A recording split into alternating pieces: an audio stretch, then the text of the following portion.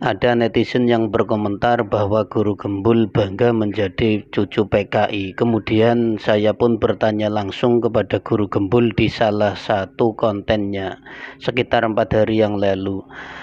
Ada yang komentar Guru Gembul bangga jadi cucu PKI. Apa benar, Gur? Gur itu panggilan kepada Guru Gembul ya, panggilan akrab gitu ya, sok akrab gitu. Guru Gembul pun menjawab dengan hanya emotikon tertawa ngekek. Kemudian ada yang membalas lagi, bisa aja buat hoak.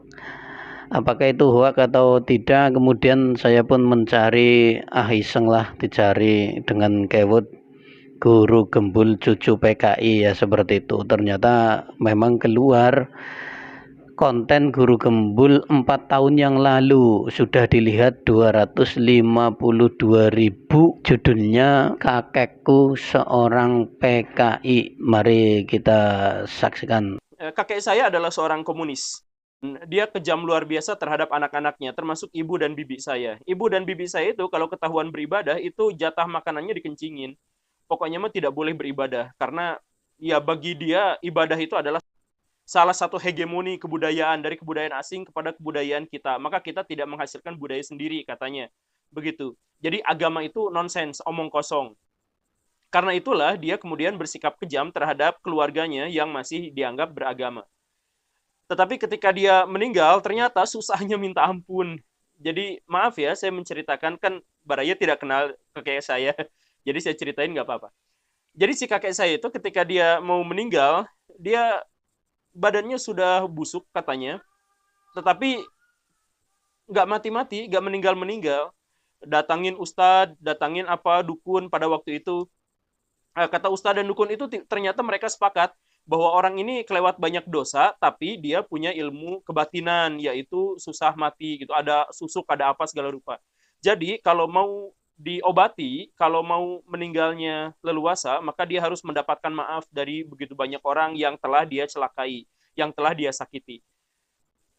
Anjuran Pak Ustadz dan Pak Dukun itu disetujui, dan orang-orang termasuk ibu dan bibi saya itu harus datang kepada dia untuk menyatakan pernyataan memberi maaf kepada kakek saya itu. Dan ternyata benar juga, setelah semua orang dianggap memaafkan, dia meninggal. Gambaran kakek saya yang ateis, yang benci agama, dan seterusnya, itu menjadi gambaran secara umum bahwa kalau komunis itu pasti sama dengan ateisme. Kalau dia ateis, pasti dia akan menentang agama. Dan kalau dia penentang agama, pasti menentang dengan jalur kekerasan. Ini dikenal secara umum oleh masyarakat. Dan kita orang-orang Indonesia juga menghadapi cerita masa lalu tentang peristiwa G30S. Ada 7 jenderal yang disiksa, 7 perwira yang disiksa, 6 diantaranya jenderal, 1 adalah perwira biasa, meninggal secara tragis gara-gara disiksa oleh gerombolan PKI.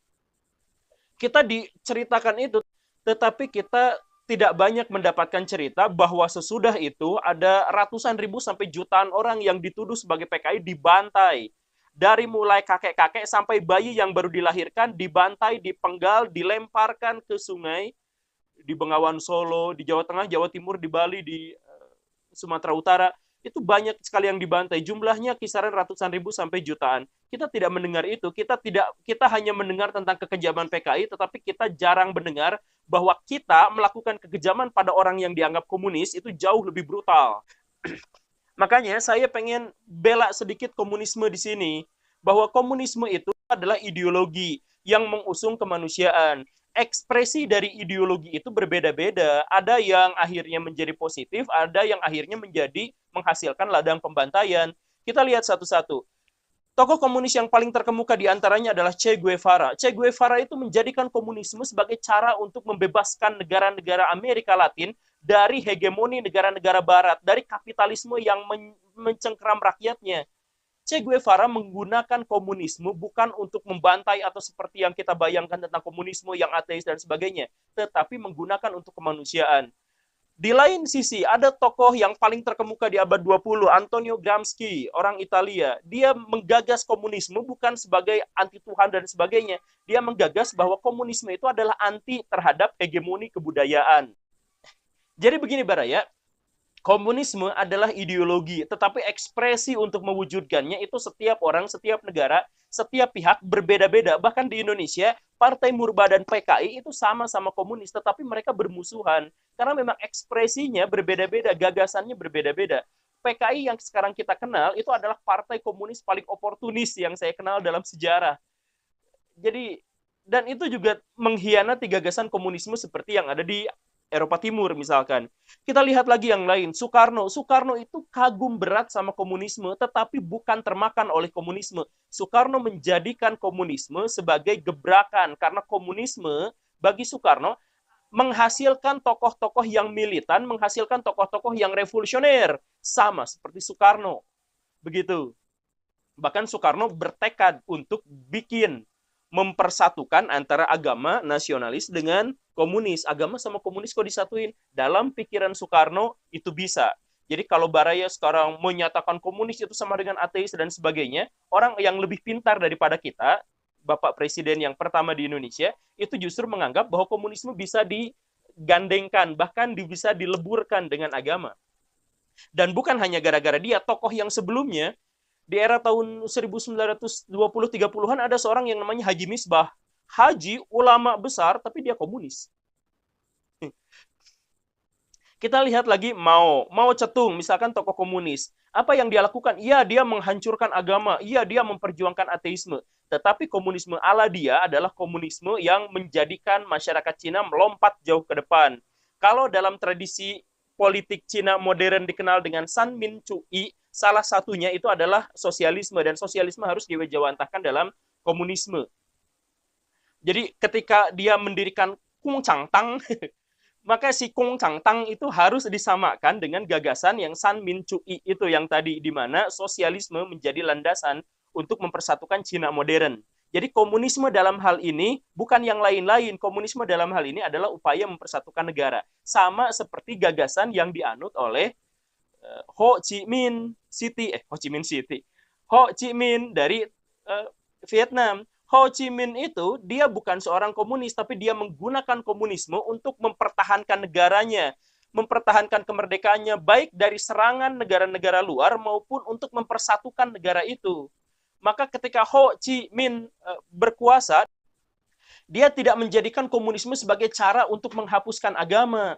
Ini berbeda dengan Pol Pot di negara sebelahnya. Ketika Pol Pot berkuasa di Kamboja, itu pembantaian seperempat sampai seperlima dari penduduknya dibantai demi komunisme. Itu komunisme yang Pol Potnya. Komunisme yang Ho Chi Minh berbeda lagi. Baraya sekarang datang ke Vietnam. Itu yang Muslim mau sholat Isya aja susah. Bukan susah karena dilarang, susah karena masjid penuh sekali. Itu sholat Isya masjidnya penuh. Gitu. Apalagi sholat-sholat yang lain. Di negara komunis orangnya taat. Ke wihara penuh, ke gereja penuh. Datang aja kalau nggak percaya Baraya ke Vietnam. Orangnya kecil-kecil, lucu-lucu. Baraya datang ke Vietnam nggak akan menemukan orang gendut di sana. Ketika ditanya, kenapa gendut? Ini adalah semangat Ho Chi Minh. Semangat komunisme diwujudkan dalam gaya hidup sehat, gaya hidup cantik, gaya hidup militan terhadap negara, dan sebagainya. Dan agama di sana dipelihara dengan sangat baik. Baraya main ke Rusia, di sana juga komunismenya kental, tetapi agama juga sangat diakomodasi dengan baik. Baraya yang nonton Habib Nurmagomedov, misal, melawan Conor McGregor, ketika Habibnya menang, itu diundang langsung oleh Presiden Putin, yang katanya ada di negara sosialis, mantan negara komunis yang sangat kuat, paling kuat bahkan. Jadi, jangan sama ratakan komunis sama dengan ateis, jangan sama ratakan komunis dengan kekerasan dan sebagainya. Inti dari komunisme itu adalah bagaimana caranya menciptakan masyarakat yang sama rata, sama rasa, senasib, sepenanggungan. Dan gagasan ini bukan hanya dimiliki oleh komunisme, tetapi ini merupakan akhir dari sebuah rentetan panjang tentang cita-cita idealisme negara yang pertama kali dikumandangkan oleh Plato ratusan tahun sebelum Masehi di Yunani. Jadi komunisme itu bukan gagasan baru. Jadi kenapa tidak boleh ditolak secara keseluruhan? Karena komunisme adalah bagian dari kehidupan kita bahkan detik ini. Ketika kita bernegara, kita memasukkan unsur-unsur sosialis dan komunisme dalam gagasan kita. Kita lihat ya, maaf. Pancasila. Pancasila itu terdiri atas ketuhanan yang Maha Esa, kemanusiaan yang benar, dan seterusnya ya. Coba lihat, sila yang pertama itu terkait dengan ketuhanan, sila yang kedua itu terkait dengan kemanusiaan atau humanisme. Sila yang ketiga itu terkait dengan nasionalisme, sila keempat itu wujud dari demokrasi, dan sila kelima itu adalah sosialisme dalam kurung bisa saja sama dengan komunisme, keadilan sosial bagi seluruh rakyat Indonesia. Yang menggagas Pancasila itu adalah Panitia 9, diantaranya adalah Soekarno, Hatta, dan sebagainya. Di situ ada begitu banyak unsur-unsur agama dan banyak unsur-unsur ideologi. Jadi di situ pengen disatuin. Pancasila itu adalah sebuah kesatuan sila-sila yang mengakomodasi gagasan-gagasan di masa lampau, termasuk di dalamnya adalah sosialis komunis. Jadi jangan salah paham. Kalau Baraya masih juga tidak percaya dengan itu, di pasal 33 ayat 2 yang sangat terkenal, yang anak-anak SD juga pasti sudah hafal, bahwa aset-aset negara yang menyangkut hajat hidup orang banyak itu harus dikelola oleh negara. Ini adalah gagasan komunisme, ini adalah gagasan dari sosialisme. Kalau ketemu sama gagasan kapitalis, maka semua yang menyangkut aset negara, semua yang menyangkut hajat hidup orang banyak, itu harus diserahkan kepada swasta. Karena dengan cara seperti itu, maka akan terjadi persaingan invisible hand yang akhirnya menyeimbangkan neraca perdagangan, ekonomi, dan seterusnya. Tapi di Indonesia, kita kenal bahwa yang ngurusinnya gede-gede, kayak listrik, BBM, dan sebagainya, itu harus dikelola oleh negara. Uniknya, gagasan tentang sila ini, juga bukan ada dalam komunis, tapi dalam Islam. Di dalam Islam, ada sebuah pernyataan dari Nabi Muhammad bahwa hal-hal yang menyangkut hajat hidup orang banyak, diantaranya adalah api, sumber bahan bakar maksudnya ya, kemudian ladang gembalaan, rumput, pohon-pohonan, sumber daya hayati, dan yang semacam itu, pohon-pohonan, sama air itu tidak boleh ada harganya. Ini prinsip syariat Islam ya, prinsip syariat Islam. Jadi hal-hal yang besar tidak boleh ada harganya, tapi dipersekutukan, dikelola bareng-bareng oleh pemerintah, oleh muslim. Nah, ini berarti pasal 33 ayat 2 ini dapat dari dua sekaligus, dari syariat Islam dan dari komunis. Ini juga wujud, ini juga adalah bukti bahwa komunis dan agama dalam beberapa hal bisa disatukan. Coba kita lihat, apa persamaan Islam dengan komunisme misalkan? Banyak, bahwa orang-orang Islam melarang perbudakan, bahwa dalil-dalil agama Islam ada yang membahas tentang perbudakan. Tapi semua dalil itu pasti ujung-ujungnya menceritakan tentang bebaskan budak itu, gitu. Ujung-ujungnya pasti ke sana. Jadi kemudian terhadap kaum buruh supaya bayar mereka sebelum keringatnya mengering, gitu. Ada banyak, bahwa kemudian distribusi kekayaan. Di dalam Islam orang menjadi sangat kaya itu adalah haknya. Tetapi ketika dia kaya, maka kewajiban dia untuk mendistribusikan kekayaannya kepada orang-orang yang ada di sekitarnya, yang fakir miskin dan seterusnya. Nah, ini gagasan ini sama dengan gagasan-gagasan yang diusung oleh komunisme. Kemudian Baraya yang Kristen di sini, di jemaat gereja awal, gereja Kristen yang awal-awal yang diceritakan dalam Kisah Para Rasul 2 itu juga menceritakan sekelompok orang yang hidupnya itu seperti orang-orang komunis. Jadi makan, kasihin ke satu orang, bagi sama rata gitu. Itu adalah gerakan gereja generasi awal, itu sama seperti komunisme generasi awal juga begitu. Jadi kalau dianggap sebagai komunisme itu identik dengan ateisme, maka itu hanya ekspresi dari sebagian yang lain tidak. Dan kalau memang mau ngukur-ngukur antara ateisme dengan ideologi suatu negara atau gagasan suatu negara, maka kita juga harus kritis. Misal begini, di Rusia itu banyak orang yang ateis, di Cina banyak orang yang ateis gara-gara komunisme. Tetapi gara-gara liberal banyak juga yang ateisme. Di Eropa itu yang pada umumnya liberal, di negara-negara Skandinavia itu ada yang sampai 70%, 80% ateis, bukan gara-gara komunisme, tetapi gara-gara kapitalisme. Baraya main ke orang-orang Arab, di Arab itu ada orang yang katanya 5-15% yang orang ateis, padahal di situ menerapkan syariat Islam. Di Indonesia 0,4%. Dan itu juga bukan gara-gara komunisme. Jadi ateisme itu ya banyak yang disangkut pautkan dengan komunis, itu khususnya ketika Lenin berbicara seperti itu. Tetapi itu hanya ekspresi dari satu orang, satu pihak. Orang lain di pihak yang lain mungkin berbeda. Termasuk juga Karl Marx. Nih Baraya, salah satu gagasan dari komunisme itu dicetuskan oleh Karl Marx. Dia sering dituduh menyatakan bahwa agama itu adalah candu bagi masyarakat. Gitu ya. Komunisme bilang, Karl Marx bilang, agama adalah candu bagi masyarakat. Itu salah terjemahan, Baraya. Kata-kata aslinya itu adalah agama itu opium bagi masyarakat. Jadi Karl Marx pada waktu itu memang sedang mengkritik agama. Manusia ini bukan diciptakan agama, tapi agama itu diciptakan oleh masyarakat gitu. Kata Karl Marx seperti itu. Kemudian dia mengkritik, tapi kritiknya ini bukan berarti ateis. Kritiknya itu adalah bahwa masyarakat menciptakan agama ini adalah sebuah kewajiban, keniscayaan, kehadirannya itu sangat niscaya, sangat penting. Karena di dunia modern, jiwa-jiwa kering, jiwa-jiwa rusak, maka agama menjadi opium bagi masyarakat. Bukan candu ya, opium bagi masyarakat, menenangkan jiwa. Jadi agama itu penenang dari jiwa yang resah karena revolusi industri, karena revolusi pengetahuan, karena revolusi komunikasi.